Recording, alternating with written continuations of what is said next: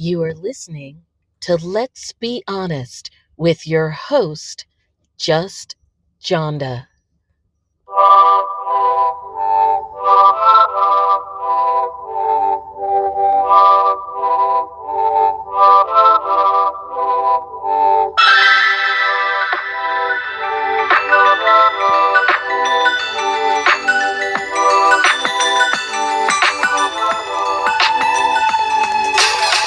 Hello and welcome to Let's Be Honest.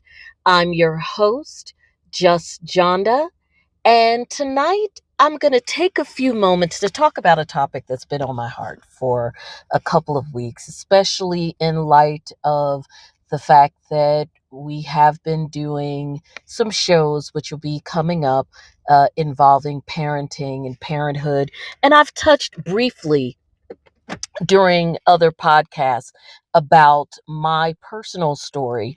But I think that in light of a few things that have come up, it was a perfect time for me to spend a moment talking about two very important cases, um, cases that are like 60 years apart, yet eerily familiar. And that is why tonight's show is called From Emmett Till to Ahmaud Arbery, A Mother's Perspective.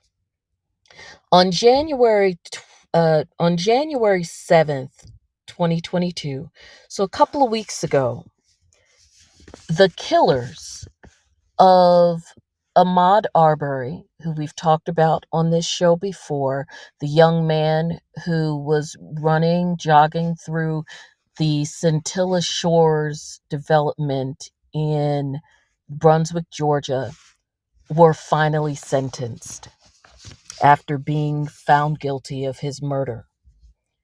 And in sentencing Gregory and Travis McMichael, father and son, to life with no parole, and their neighbor and friend, William Roddy Bryant, to life with parole. And by the way, the McMichaels, it was life without parole plus 20 years. Judge Walmsley said something that really resonated with me.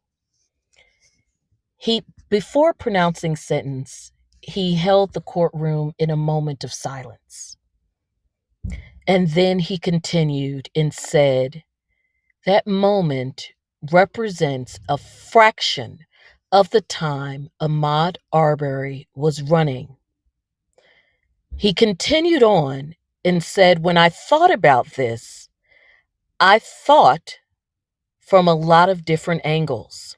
And I kept coming back to the terror that must have been in the mind of that young man running through Scintilla Shores. A few days later, on ABC television, as part of a series they're doing on women in the movement, the series kicked off with the story of Emmett and Mamie Till.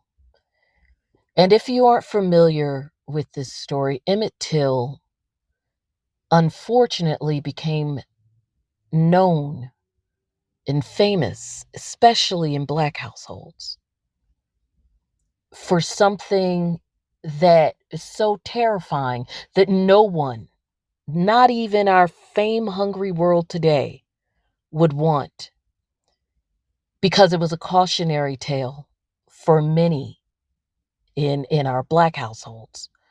He was lynched because at the age of 14, in Money, Mississippi, while visiting relatives, he was accused of making inappropriate gestures or comments towards a white woman.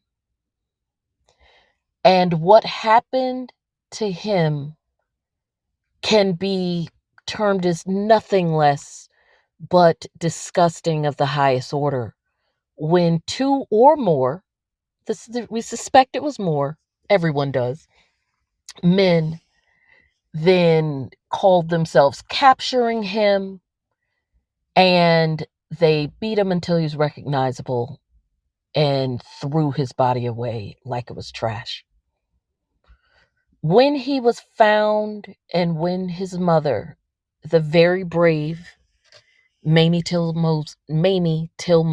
Mosley, uh, became involved, obviously, because her child was missing, ultimately found, and the body returned to her.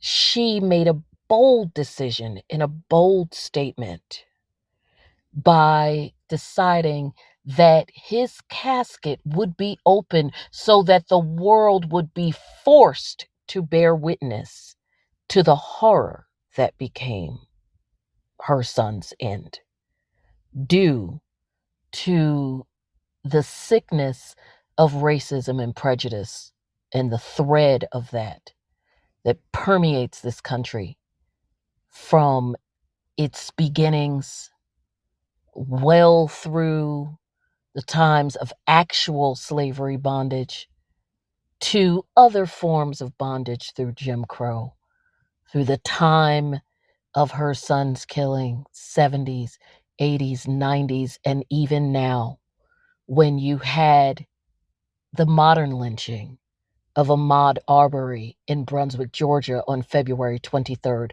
2020. And the reason why these two incidents, I draw the link between them, is not just for the fact that they were young black men and who were killed in such a disgusting manner for reasons that, while others will try to play around with, certainly as it relates to Ahmaud Arbery, but for what most of us believe to be racially motivated, just like Emmett Till's before him. But what draws the thread for me is what Judge Walmsley said. Now, for those who have talked to me personally, they know that I was a big fan of Judge Timothy Walmsley during the course of this case. Just as a fellow attorney, I just appreciated how he ran his courtroom and the time and care that he took to try to listen to the individuals, but also not to take any crap from them either. Everything from how he ran his courtroom during motions practice right through to the trial. And I was not disappointed in during the sentencing either. And it's not because, of course, I, like many, wanted to see a conviction and then stiff penalties accordingly. No, I was pleased with him because by his words, I felt heard. I felt seen, because that is what is usually missing for so many people, so many of the disenfranchised and the underrepresented, is not hearing, heard, and seen. And there I felt heard and seen as a parent. I felt heard and seen as a Black mother. And I felt like the victim, Ahmaud Arbery, sadly, unlike Emmett Till before him, who was not heard and seen by the justice system, I felt like Ahmaud was heard and seen. And that's why I call this from a mother's perspective, because when the I felt a certain kind of way when I heard Judge Walmsley's words, and literally a few days later, I had someone ask me, when they knew the Mothers of the Movement, or the Women of the Movement event was happening. They said, Johnda, are you going to watch it? And I said, well, of course, I recorded it and I'll watch it this weekend. I had a lot going on. And I said, between the fact that I have a lot going on, I can't watch it during the week, but also I need to be in a certain frame of mind to sit down, watch it, and sit in it, because the Emmett Till story for me is something that I sit in. Just like when I had my first opportunity to go to the National Museum of African American History and Culture, there is a room that is devoted to Emmett and Mamie Till, and I went probably about my first opportunity, maybe within a year of the museum opening.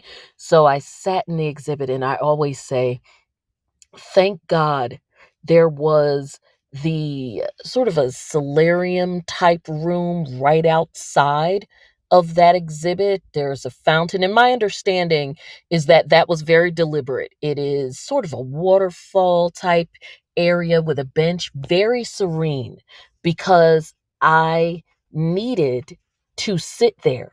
And honestly, I don't know if I sat there 5 minutes, 10 minutes, 20 minutes. All I know is that I needed that time to sit with myself and sit in it, sit with Emmett, sit with Mamie, and get myself together before I continued on with the rest of my passage through the museum. But in answering that person's question and talking about what I just said to you in terms of needing to sit with that story, because the Ahmaud Arbery sentencing had just happened, I said, this is such an amazing time in terms of coincidence, because what Judge Walmsley said kind of sums up in a lot of ways, or at least it helps to put into perspective a lot of ways how parents feel. And of course, I can only speak from a mother's perspective. It puts those pieces together when it comes to, and that common feeling for my people like myself, and I'll talk about my own story in a moment, Ms. Mamie, as well as Ahmaud Arbery's mother, Wanda Cooper Jones.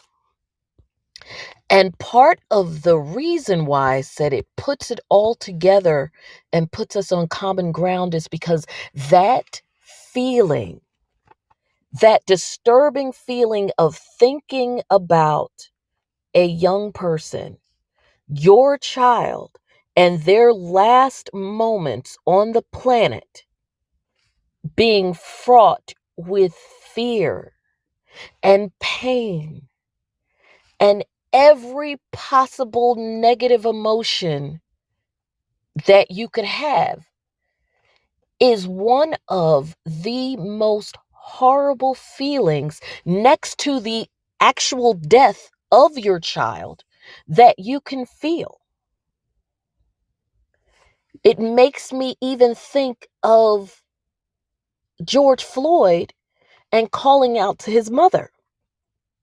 And the only good thing that I could think of in that moment was, thank God that his beloved mother, who had already passed on, wasn't here to hear her son calling out her name in his last moments in fear, or calling out to her in his last moments in fear and in pain. Because, as any parent will say, the worst thing that they could ever imagine happening, that none of us ever want to see happening, is your child dying before you. That's one of those things that, as far as any parent is concerned, it goes against the circle of life. Now, granted, we know that life happens, and sometimes that circle is disrupted, and sometimes mommies don't go before grandmommies, and mommies and daddies don't go before babies. Unfortunately, the things get all screwed up as far as we as parents are concerned. Something's off here. Something's off its axis in our hearts and in our minds when our babies go first. Because let's be clear, they're always our babies. Whether they are Ahmaud's age, whether they are Emmett's age, or whether they are the age of my beloved son, who died in my arms at 8 weeks old. The worst possible thing that you want to think about is exactly what Judge Walmsley talked about. That fear. Emmett Till's mother not only had to deal with the fact that she lost her child, that's painful enough. It would have been incredibly painful if her baby had died in his sleep. Because again, he's 14, but he's still her baby. But the fact that she is tasked with and stuck with the knowledge, there's no guesswork here, that when her son left, it wasn't peaceful. It wasn't anything she could have done to at least give him a last happy moment. It was in fear, alone, in pain, with who knows who, what, where, saying God knows what to him. That's the way her son left. And then we have Ahmaud, who even it was acknowledged by the court that Wanda Cooper's son once again left, looking in the face and the eyes of his killer, someone who had already, as far as most of us are concerned, determined that he wasn't worthy to live because by virtue of the color of his skin, he wasn't worthy to be in their neighborhood. Something that simple. You're not worthy to be here, and your life means nothing to us. We will mow you down with a truck, and if that doesn't work, we will blow you away. And then when we're at least an attempt is made to hold us responsible for it, by the way, it was your fault that we had to do it. And forget all the legal wrangling, because of course everything I said, that's the lawyer in me. I can't help it. But again, back to being a mom. Her son's last moments were as crappy as they could possibly be. Because let's face it, even if our time with our child is potentially limited, we don't want it to be garbage. We don't want it to be painful. We don't want it to be ugly. In those last few days with my son died at 8 weeks after a difficult birth experience, and he survived it. Thankfully, we both did. But unfortunately, at 6 weeks old, I made the difficult decision to move into hospice with him. And you all may be hearing something in the background. I'm actually recording this remotely. I made the difficult decision to move into hospice with him. And one of the things I did in that last few days was I agreed that he could be given morphine for pain, especially in light of his organs failing. And while I knew that that could potentially slow his heart rate, that could potentially limit his moments with me, I also felt that despite the potential of those moments being limited, that I would rather have a few less moments than one moment that he was in pain, whether he was able to express me or let me know or not, because as a mom, I would know. He's in my arms. There's just something, there is an indescribable connection that every mom already knows to all of her babies, no matter how old they are, including the 14-year-old that's sitting with me. You just know. And so I think about Emmett's mom, and I think about Ahmaud's mom, just like I'm Jared's mom. And I think about the fact that the Judge Walmsley, said something that, as difficult as those moments were, I felt just a little spark in my heart that made me feel like, wow, somebody heard it. Somebody gets it. That of all of the horrors, the fact that those last moments were fraught with additional horrors for those young people mattered. It's not just the fact that they aren't here anymore. It is that someone thought about what it must have been like for them to come to that end, legalities notwithstanding. And I get it.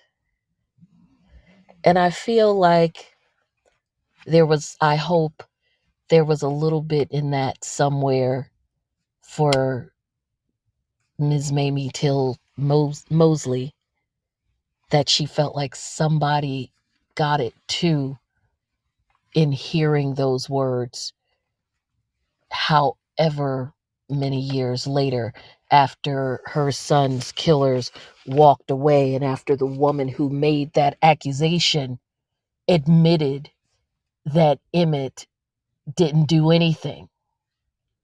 And even if he did, he still wouldn't have deserved what happened to him. And so once again, as I said, this is a mother's perspective from from Emmett Till to Ahmaud Arbery. I thank you for giving me a few moments tonight just to share that with you. As always, please follow me on all social media platforms at Let's Be Honest JJ. That's Twitter and Instagram at LETSBEHONEST for Just Johnda. Of course, you can join in the lots of other things I have going on in the Fashion and Drama Diaries on Facebook. The link is in the info box. You can also, I really hope that you are ordering and enjoying the book that I contributed to, which is called A Parenting Odyssey. And I wrote the chapter about parental guilt. Because we all have a little bit of that going on. Are we doing enough? Are we not doing enough? So my chapter is called Overachieving at Everything Except Parenting. I hope you enjoy it and you get something out of that as well. You can follow me on all podcast areas, especially if you have Apple iTunes. We are moving up the charts over there, so I hope that you will help.